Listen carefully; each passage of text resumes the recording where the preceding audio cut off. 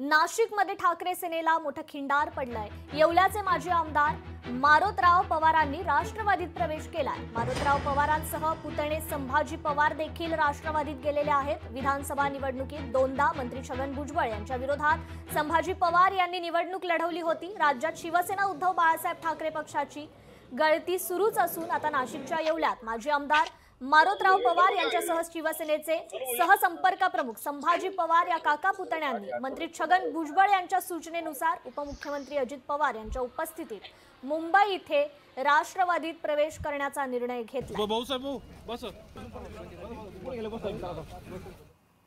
येवला तालुक्याची गेल्या 25 वर्षापासूनची विकासाची घोडदौड बघता मी आदरणीय छगनरावजी भुजबळ साहेब यांच्या समोर दोनदा विधानसभा निवडणूक लढलो, परंतु स्थानिक जनतेचा रेटा आणि कार्यकर्त्यांचा रेटा हा जर बघितला तर विकासाच्या बरोबर आपण राहिलं पाहिजे।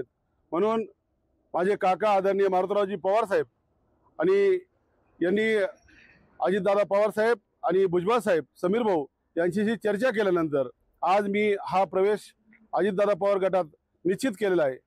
मी शेकडो कार्यकर्त्यांसमोर आज 3:30 वाजता अजित पवार साहेबांच्या पक्ष कार्यालयात मी प्रवेश करत आहे। लोकशाही मराठी ऐका, पहा, जागरूक रहा।